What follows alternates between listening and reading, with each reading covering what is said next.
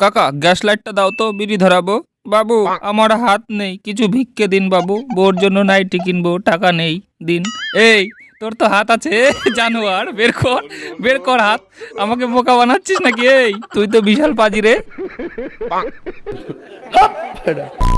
কি গরম পড়েছে রে বাবা, কি ব্যাপার? এই দেখো তোমার জন্য গু দিয়ে গরম গরম পিঠে বানিয়েছি। কই দেখি তো একটু খেয়ে। ও মাই গড, কি হলো, ভালো হয়নি খেতে?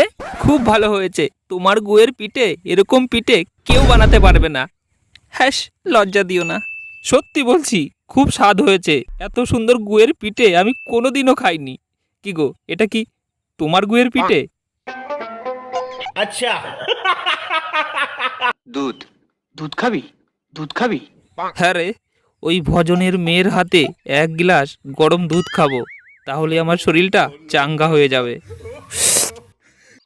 দুধ খাবে? খাওয়াচ্ছি।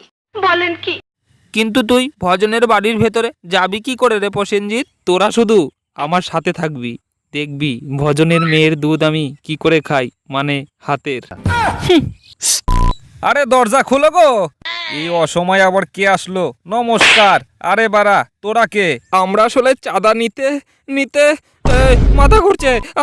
ওর আবার কি হলো রে? ও শুধু অজ্ঞান হয়ে যায়, ওর শরীরটা না খুব খারাপ। নিয়ে আয় ওকে, বিচিতে ধরে এই খাটে শুয়ে দে, আমি ডাক্তার ডেকে নিয়ে আসি। না কাকু, ডাক্তার লাগবে না, তোমার মেয়ের হাতের 1 গ্লাস গরম দুধ খেলেই ও চাঙ্গা হয়ে যাবে। আমি দুধ খেলেই ভালো হয়ে যাব। আমি এক্ষুনি গরম দুধ নিয়ে আসছি। আহারে, এই তো গরম দুধ চলে এসেছে, নাও খাও, খাও, উঠো। দুধ, ভালো দুধ তো, ভেজাল নেই তো, খাবো। এ কি বিদঘুটে রোগ রে বাবা, দুধ দেখলেই তাজা হয়ে যায়। নাও, খেয়ে নাও দুধটা। ভীষণ কড়া দুধ, আমার মেয়ের দুধে কোনো ভেজাল নেই বাবা, খাও, মন ভরে খাও, একটুকু দুধ ফেলবে না, দুধের কিন্তু অনেক দাম। খাচ্ছি খাচ্ছি, ভজনের মেয়ের দুধ খুব তিতো, আমার মনে হয় বমি হয়ে যাবে। না শোনা গো, আমার খুব কষ্ট যে বলো।